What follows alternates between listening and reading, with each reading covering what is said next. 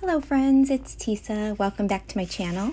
I'm here with a layout for Let's Get Messy Wednesdays. And you'll see here I am using my little brushes here and some Distress Oxide inks.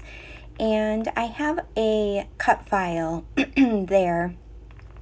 And I have taped it so it's going over a white piece of 12 by 12 cardstock.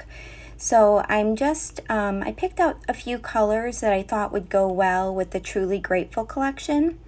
And I'm just kind of making a mess, pretty much, and just kind of inking these and blending them throughout just to kind of scatter the color throughout the whole 12 by 12. Now, if you don't have Distress Oxides, you could use any inks you have. You could use gelatos. You could use the Vicki Boutin crayons. You could do this with watercolor, although if you're going to do it with watercolor, I would suggest using a watercolor paper. So you don't have to do it with inks. You could do it dry brushing with paint. Just acrylic paint, and I think that would look really pretty. So there's lots of ways to add color to cut files, and in this case I'm going to use this two ways. I'm going to use the cut file in another layout that one will be up later in the week or next week maybe, but I'm using just the pattern paper, or the white paper that I have laid behind the cut file for this layout. So always keep in mind that you can use your cut files in different ways. You can use them to create your own pattern paper. You can use them to create your own background paper. And that's just such a fun thing. And when you do that, oftentimes you are making basically two projects out of one. Because you're going to be able to do something with your cut file, and then you're going to be able to do something with the negative part, I guess is what I'll call it, which is the 12 by 12 paper that you're inking on top of. So I probably could have sped this one up a little bit, and I apologize, but I just wanted you to see how I was applying these in different areas, kind of trying to blend them together. It truly looks like a hot mess right now. I mean, you're probably thinking, Tisa, these colors, oh my gosh, this looks like a circus. But when it's all said and done, I really love how it turned out. And believe it or not, the colors worked out perfectly for the Truly Grateful collection. And I used cracked pistachio, faded jeans, and what was the purple one? The purple one was, I think it is Seedless Preserves, and then the pink, that pinkish purple is the Seedless Preserves. And then I used mustard, the mustard one, mustard seed. And I did pull in orange marmalade from my regular Distress inks because I do not have any orange in the Distress Oxides. And I really wanted to bring a little bit of orange in there because that was in that collection. So here I'm all finished. I'm not going to show you the stencil because, like I said, that is going to be for another project. So you'll have to come back and see how that piece turned out. But here's the paper, and you'll see all my little punch marks. Yes, I sewed all of those white lines with just some white thread or floss. My friend Amanda suggested it, and it took me a couple days, but it was well worth it. I really love how it just adds that added texture to your layout. I probably could have sewn it on my sewing machine now that I'm thinking of it because it is straight lines, but I was not thinking. I am now splashing some water onto the Distress Oxides, and I was wondering if this would work because I did the I did the blending and the inking several days before I created this layout, and it did work. You do see all those, how the water reacts to distress oxide. You do see all of the spots where it had removed the color. So I really like that little added texture as well. Now I am following a sketch on this one, and I apologize, I don't have the sketch up for name for you, but if you're interested, I can find that and leave it in the comments below. And the sketch had a pattern piece of paper angled like this, and then it had some, like a band of paper going across the middle. Well, I can't believe I did this, but I put the band of paper upside down. When you see it, the scallops are on top. They're supposed to be on the bottom. So, yeah, but it still looks okay. I did decide to use the red line tape for this because I was going to be gluing it on top of a bunch of stitching, and I did not want it to move. See there, scallops, supposed to be on the bottom. Ugh. And of course, I used the red line tape, so there's no getting that up after you put it down with that. And I certainly did not want to ruin that paper underneath. So I'm just going to go with it. It's okay.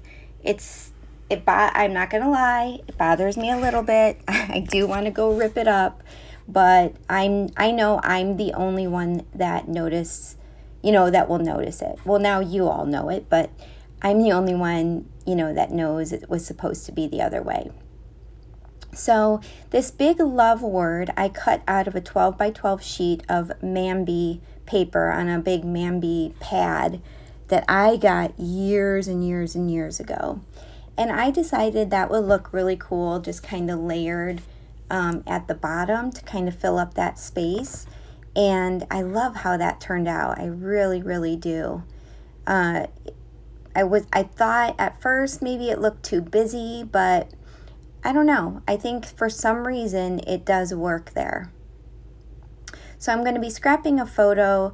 My husband and I just celebrated our 23-year anniversary, and we went out for dinner, and my mom snapped this photo with us before we went out for dinner because she's visiting us right now. And yeah, so I thought I would scrap this. So the sketch had some butterflies that were going where the paper is angled there. It was going like along that line. There was butterflies going up there on the upper right hand corner. And I decided to do something a little different, and I'm going to kind of put a row of flowers up there. And then I think you saw just a moment ago, I did put some flowers to the left on the left bottom corner as well. So I'm using the thickers that come with this collection. I'm just spelling out 23 years. I think it's pretty self-explanatory. I don't need to put on their anniversary or anything of that nature. And I will be doing a little bit of journaling in the white space at the bottom right-hand corner of the page. So here's where I'm layering up the flowers. I did pick a few smaller ones to put up on dimensionals. And I like, again, the little bit added texture and dimension that brings. And I really wanted to use the wooden buttons. And you'll see me kind of audition these in different places, but I was really having trouble. Those are so hard for me to use for some reason. And I always take off the little foam backing on the back because it just makes it way too dimensional for me when it has foam and then the button itself. So what I'm going to end up doing is use a couple of them in that flower cluster, and you'll see that in just a bit. Now normally I would want to put more of those buttons in another cluster, another embellishment cluster, but it did not work anywhere else. So I just went with putting them up there in the right hand corner. I think now is where I'm taking off. Oh no, still placing flowers down. So, but I hope you guys will, try some mixed media on your layout. It does not have to be scary. It does not have to be difficult. You can start very simple with either even just stamping or just painting on your page, or inking like I did here, some ink blending. I do have a few other ladies who are joining me with this series, and you'll see Dollie, Becky, and Amy's links below. Definitely go check out their channels, and we would love for all of you to subscribe to us, to like our videos. It really does help on YouTube, getting other people to find your channel, so that is always appreciated. And we hope that you're going to get inspired. And I don't want people to fear mixed media. It can seem overwhelming, but it really, really is not. If you just take that little first step, and what I say is, when you're making a background, if you end up not liking it, it is still useful. You can, if I made this background and I'm like, oh, it's too busy or it's not going to work, you know what I would have done? I would have taken my punch, my heart punch or my circle punches, and I would just punch them out. Then I could have used them on a page without it being, I guess, as busy as it is. It is a pretty busy page, but I still really think it all goes really well together. So, but we have this series. It's the first Wednesday of every month, and I apologize, last month I was fighting a migraine and I did not get my video up, but glad to be having this up today for you. And yeah, so what you can see is I took those wood buttons and I put two of them each in the center of a flower on that right hand side, and I really like how that worked out. So I love this little blue bird. I'm going to kind of put that above the 23, and then I'm just going to put a little one of these puffy, I guess they're not really puffy, but they are puffy or enamel hearts up there. And I'm going to take just some of those circles from that sheet, and I'm going to put those kind of around the bottom left cluster of my layout, just to add just a few more pops of something down there. And I like how that kind of grabs your eye a little bit, and I like how that looks. Let's see. In the sketch, it also showed a little cluster at the very top left corner of the page, and you will see I am going to pull in a tag. I was thinking about that green one, but I really do not have green anywhere else in this layout, so that did not work. And then I have another tag, and I don't believe this is from this collection. I believe it may be from Horizon or one of her other collections, but it matches perfectly. So I'm going to go ahead and cut this little tag in half, and I'm going to layer up one of those puffy stickers that says "The Good Stuff," just to add a little something up there. And I love how that looks. It doesn't take you away from the photo, but it doesn't leave that space just white. And then I'm going to just add a little heart, round heart, and that'll be it.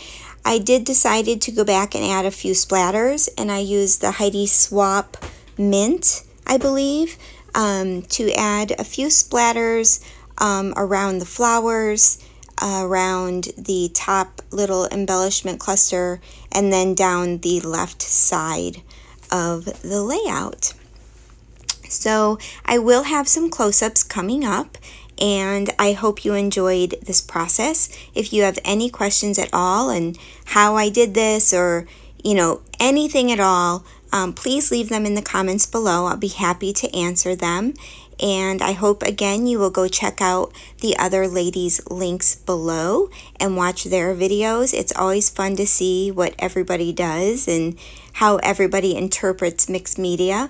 And yeah, I hope this inspires you to get out your inks or get out some paints or your crayons and just start getting messy. Thanks guys. I hope you all have a great day. Bye.